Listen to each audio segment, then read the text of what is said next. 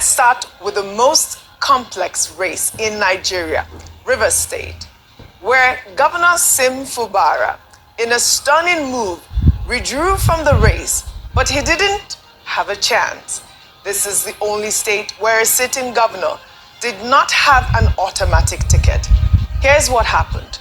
Fubara was elected in 2023, backed by his godfather, Wike. The relationship collapsed shortly after Fubara defected to the APC in December 2025.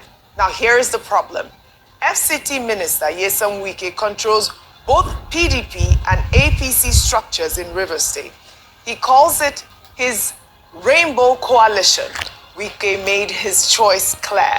He's fielding Kingsley Chinda, the House of Representatives minority leader under PDP, who just obtained his APC form. Wike also screened Alabo George Kelly, a former Works Commissioner.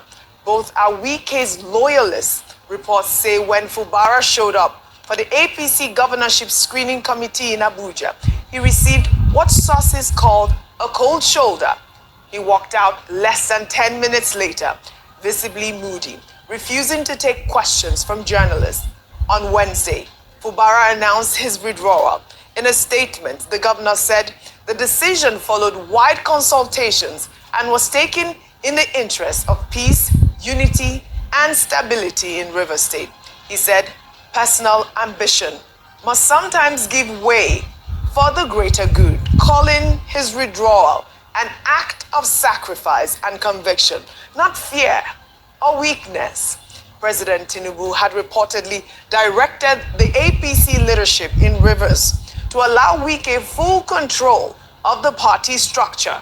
Former APC candidate Tonya Cole has also withdrawn. The field is now clear for Wike's anointed successor. The APC primary is scheduled for today, May 21st, but the real contest is already decided.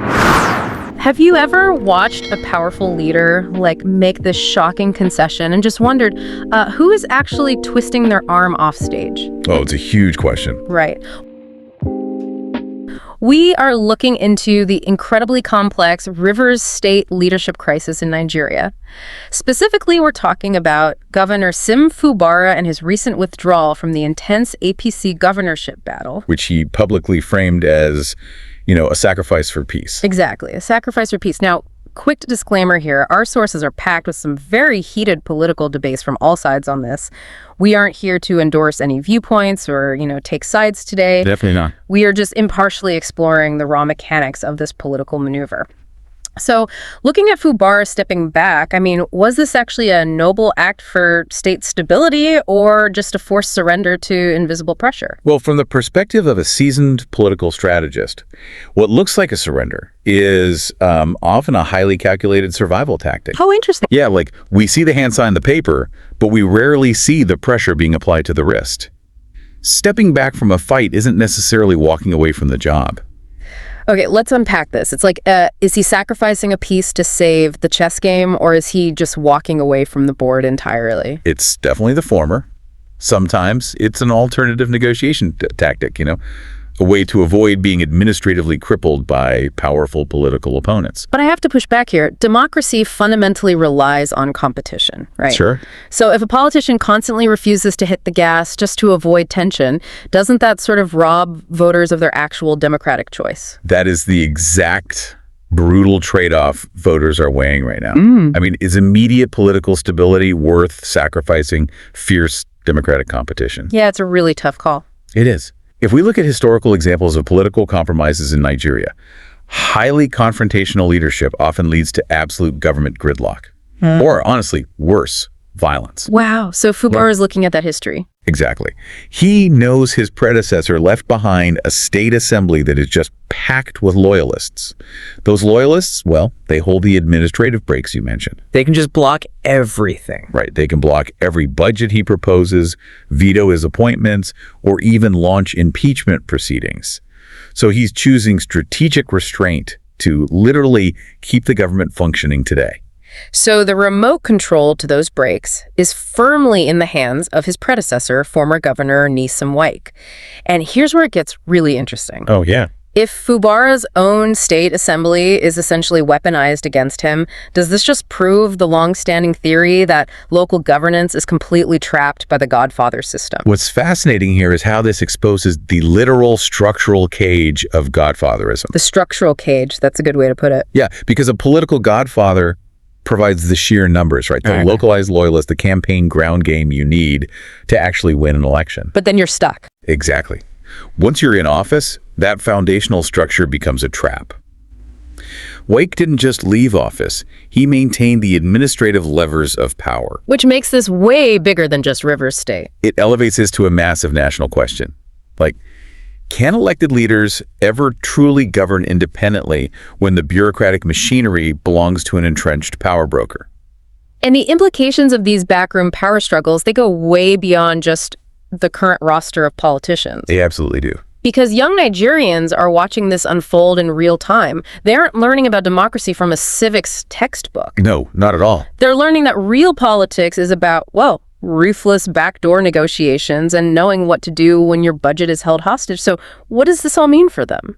If we connect this to the bigger picture, they are getting a live masterclass in how modern political dynamics will shape future governance in Nigeria. A masterclass in survival. Yes. It teaches them that raw idealism often just hits a wall of entrenched interests. You don't always win by loudly defeating your opponent. Sometimes you just have to yield. Exactly. Sometimes you survive by yielding just enough ground to avoid complete destruction.